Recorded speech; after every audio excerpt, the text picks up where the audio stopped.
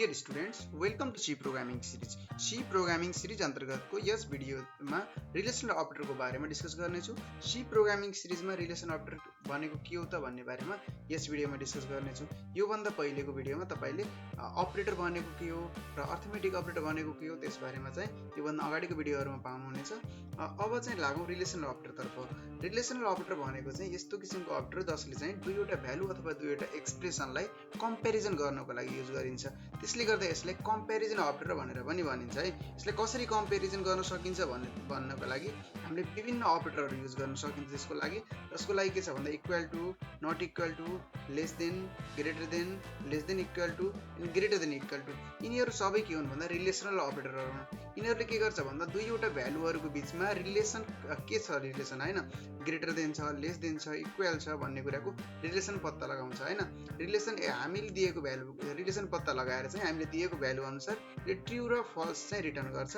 अब लागौं यसतर्फ। x equal to 10 and y equal to 20 छ है यहाँ। अब यहाँनिर हामीले हेरौं x equal to 10 and y equal to 20। x less than y, x less than y भनेको के भयो, x y भन्दा सानो छ। मिन्स यसको अर्थ के भयो, x लेस देन y। हामीले यहाँनिर चाहिँ लेस देन साइनको चाहिँ युज गरेछौँ रिलेसन अपरेटरको रूपमा। x लेस देन y के भयो, ट्रु भयो हैन। यस कारणले के रिटर्न गर्ने भयो, यसले ट्रु अथवा 1 रिटर्न गर्ने भयो हैन। यस्तै के छ भन्दा x greater then y, x greater then y त छैन हैन। त्यस कारणले यसले रिटर्न गर्ने भयो false. And less than equal to y, less than अथवा इक्वल टु, लेस देन र इक्वल टु मध्ये कुनै कुरा मिल्यो कि मिलेन, मिल्यो अवश्य पनि। त्यस कारणले x के छ, लेस देन छ। यस कारणले यसले पनि के रिटर्न गर्यो, ट्रु रिटर्न गर्यो।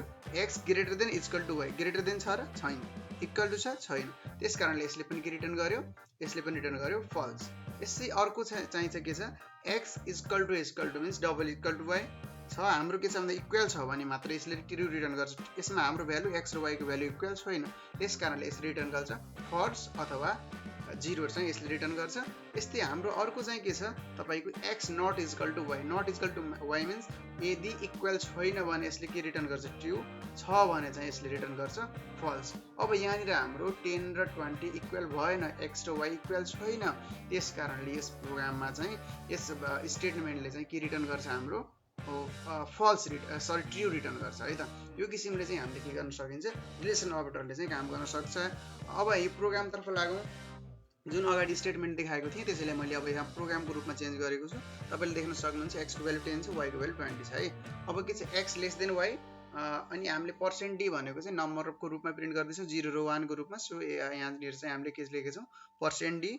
अनि के छ हाम्रो x less than y, x less than y को हाम्रो अघि के आएको थियो, ट्रु आएको थियो हैन। ट्रु को भएको कारणले के भयो, तपाईको 1 प्रिन्ट भयो। तपाईले आउटपुट तल साथसाथमा देख्न सक्नुहुन्छ। यो स्टेटमेन्टले, फर्स्ट स्टेटमेन्टले के प्रिन्ट गरेको छ, 1। सेकेन्ड स्टेटमेन्टले 0 प्रिन्ट गर्यो, किनकि x ग्रेटर देन y छैन नि त। त्यस कारणले गर्दा के भयो, 0 प्रिन्ट गर्यो। अनि x equal to y equal पनि छैन। त्यस कारणले के गर्यो, 0 प्रिन्ट गर्यो। x not equal to y, not equal छ, इक्वल छैन नि त। त्यस कारण नट इक्वल भयो, नट इक्वल भएको कारणले 1 प्रिन्ट गर्यो। यसरी चाहिँ हामीले रिलेसनल अपरेटरको चाहिँ दुईवटा भ्यालुलाई कम्पेरिजन गर्नको लागि युज गरिन्छ, जसले चाहिँ रिटर्न जहिले पनि के गर्छ, ट्रु र फल्समा मात्र रिटर्न गर्छ अथवा 1 र 0 मा मात्रै भ्यालु रिटर्न गर्छ। त्यस कारणले यसलाई के भनिन्छ, कम्पेरिजन अपरेटर भनेर पनि भन्न सकिन्छ है त। यो सँगै चाहिँ आजको भिडियोमा चाहिँ मैले रिलेसनल अपरेटरको बारेमा यति नै कुरा गर्न चाहे। अर्को भिडियोमा चाहिँ हामी अरु बाँकी रहेको अपरेटरहरूको बारेमा डिस्कस गर्नेछौँ। Okay, thank you for watching.